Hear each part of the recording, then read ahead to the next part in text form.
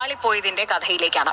Ernakulam വൈറ്റിലയിൽ lottery തൊഴിലാളിയെ വീണ്ടും കബളിപ്പിച്ച് പണം തട്ടിയെടുക്കാൻ ശ്രമിക്കുന്നതിനിടെ പ്രതി പിടിയിലായി. ബംഗളൂർ സ്വദേശിയും വികലാംഗനുമായ ശങ്കർ മഹാദേവനെ സമ്മാനാർഹമായ നമ്പറിന് സമാനമായ വ്യാജ ലോട്ടറി ടിക്കറ്റ് നൽകി മുൻപ് കബളിപ്പിച്ച അതേ ആൾ തന്നെയാണ് വീണ്ടും തട്ടിപ്പ് നടത്താൻ എത്തിയത്. പാലക്കാട് ഒറ്റപ്പാലം സ്വദേശിയായ സുധാകരനെ അതിവിദഗ്ധമായാണ് ശങ്കറും സുഹൃത്തും ചേർന്ന് പിടികൂടി മരട് പോലീസിന് കൈമാറിയത്. എങ്ങനെയാണെന്ന് കണ്ടുവരാം. ടിക്കറ്റ് കൊടുത്ത ആള് 7069 നമ്പർ അവിടെ നിന്നുണ്ട്. അപ്പോൾ 2000 അടി കൊണ്ടായിട്ടാണ് പറഞ്ഞത്. അപ്പോൾ ഈ ടിക്കറ്റ് ഡ്യൂപ്ലിക്കേറ്റ് ആക്കിയിട്ടുണ്ട്. ഇത് പക്ഷേ പ്രൈസ് ഇല്ല, നമ്പർ മാത്രം ഒട്ടിച്ചിട്ടുണ്ട്. ഈ നമ്പർ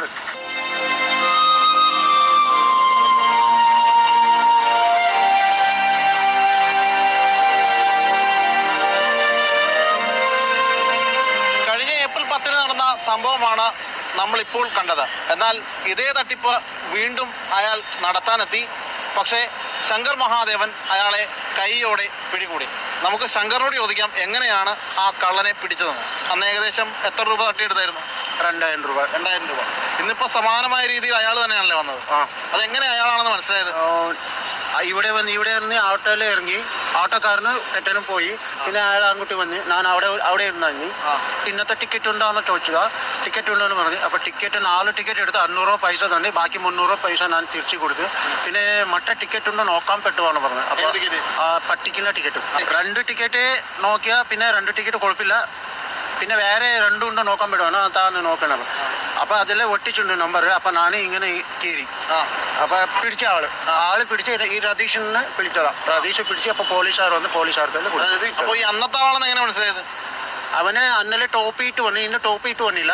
പക്ഷെ ടിക്കറ്റ് ഒട്ടിച്ചിട്ടുണ്ടല്ലേ, അതിലെ എനിക്ക് മനസ്സിലായി. അന്നത്തെ അതേ രീതിയിൽ ടിക്കറ്റ് ആണ്, അതേ രീതിയിലുള്ള ടിക്കറ്റ് പശി ഒട്ടി വെച്ചിട്ടുണ്ട്. ഇയാൾ ഇവിടുത്തുകാരനാണെന്ന് മനസ്സിലായോ? പാലക്കാട് ആളാണ് പറഞ്ഞത്. രതീഷിനും എന്താണ്ടേ? ഞാൻ ഇവൻ പിടിച്ചു വെച്ചിരിക്കുവായിരുന്നു. ഇവനെ കഴിഞ്ഞ പ്രാവശ്യം വന്ന് പറ്റിച്ച ആളാന്ന് പറഞ്ഞ് എന്നെ വിളിക്കുമായിരുന്നു. അങ്ങനെ ഓടി ചെന്നപ്പോൾ ഇവന് കിട്ടിയത്. അവൻ്റെ ഇന്നും ടിക്കറ്റ് ഉണ്ടായിരുന്നു. അവൻ്റെ ഇതേപോലെ തന്നെ തിരുത്തി കുറേ ടിക്കറ്റ് ഇരിപ്പുണ്ട്. അപ്പോൾ സ്റ്റേഷനിലോട്ട് കൊണ്ടുവരികയാണ്. എൻ്റെ കൂട്ടത്തിലൊരു ഓട്ടോക്കാരനും ഉണ്ട്. അയാൾ ഇവനെ കണ്ടിട്ടുള്ളൂ, ഞാൻ കണ്ടിട്ടില്ല. അവന് പോയ കാശെങ്കിലും മേടിച്ചു കൊടുക്കാൻ നോക്കുക. ഈ കഷ്ടപ്പെട്ട് നടക്കാൻ വയ്യാത്തതും ചെയ്യുന്നതല്ലേ.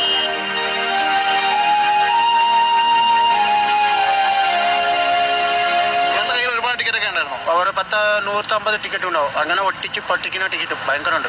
അപ്പോൾ കൂടെ വന്ന ഓട്ടോക്കാരനും പങ്കുണ്ടാവും അല്ലേ? കൂടെ വന്ന ഓട്ടോക്കാരനെ കണ്ടുപിടിക്കാം. അപ്പോൾ ഓട്ടോ ദടിയാണ്.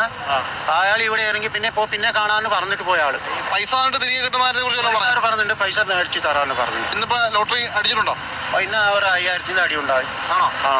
എത്ര ടിക്കറ്റ് എടുത്ത്? 12 സെയിം. ആണോ? അപ്പോൾ എന്തായാലും ഇന്ന് അടിയും കൂടിയുണ്ട്. അപ്പോൾ ഒരു സന്തോഷമുള്ള ദിവസം കൂടിയാ. സന്തോഷം. കള്ളനെ പിടിക്കാൻ പറ്റി. ഇന്ന് ലോട്ടറി അടിച്ചു. കള്ളനെ പിടിച്ച് ലോട്ടറി അടിച്ചു. എന്തായാലും ശങ്കർ മഹാദേവൻ അന്ന് വളരെ വലിയ സങ്കടത്തിലൊക്കെ ആയിരുന്നു.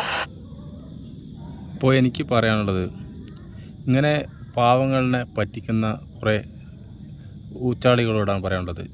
നിങ്ങൾ എന്തിനാ ഇങ്ങനെയുള്ള പാവങ്ങളെ പറ്റിക്കാൻ നിൽക്കുന്നത്? കാലിന് വയ്യാത്ത ആൾക്കാരും വികലാംഗരായിട്ടുള്ള ആൾക്കാർ, കൈക്ക് ബുദ്ധിമുട്ടുള്ള ആൾക്കാരും, അതുപോലെ തന്നെ കാലിന് ബുദ്ധിമുട്ടുള്ള ആൾക്കാരും, സംസാരിക്കാൻ കഴിയാത്ത ആൾക്കാരും, കണ്ണ് കാണാത്ത ആൾക്കാരും നിരവധി പേരുണ്ട്. അവരൊക്കെ എന്ത് തെറ്റാണ് നിങ്ങളോടൊക്കെ ചെയ്തിരിക്കുന്നത്? ഇങ്ങനെ കളിക്കുന്നവന്മാരോടേക്ക് പ്രത്യേകം പറയാം, ഇനി മേലാൽ ഇങ്ങനെയുള്ള പാവങ്ങളെ കട്ടിട്ടുള്ളത് നിങ്ങൾ നിർത്തിക്കോളി. ഇനി മേലാൽ നിങ്ങൾ ചെയ്തു പോയിട്ടുണ്ടെങ്കിൽ നിങ്ങൾക്ക് തക്കതായ ശിക്ഷ ജനങ്ങൾ നിങ്ങൾക്ക് തരും. അതുകൊണ്ട് ദയവ് ചെയ്ത് നിങ്ങൾ ആരും കള്ളന്മാരായിട്ടുള്ള ആര് കണ്ടാലും ഇതിപ്പോൾ പൊതുജനങ്ങൾ കണ്ടാൽ കൂടി അവരിനെ തക്കതായ ശിക്ഷ കൊടുക്കണം എന്നാണ് എനിക്ക് പറയാനുള്ളത്. അപ്പോൾ ഇത്രയേ പറയാനുള്ളൂ. അപ്പോൾ ഇതുപോലെയുള്ള പാവങ്ങളെ ആരും പറ്റിക്കാൻ നിൽക്കരുത്. എല്ലാവരും ഇതിനെതിരെ പ്രതികരിക്കും. ഇങ്ങനെയുള്ള ആൾക്കാരിനെ പറ്റിക്കാൻ നോക്കുന്നവർ തക്കതായ ശിക്ഷ കൊടുത്ത് സമൂഹത്തിന് ഒരു ഇതായി കൊടുക്കണം, പാഠമായി കൊടുക്കണം. ഇങ്ങനെയുള്ള ആൾക്കാർ, തെറ്റ് ചെയ്യുന്ന ആൾക്കാർക്കെതിരെ. അത്രയൊക്കെ പറയാനുള്ളൂ. അപ്പോൾ വീണ്ടും ഞാൻ കാണാം. അടുത്ത വീഡിയോയിൽ നമുക്ക് കാണാം.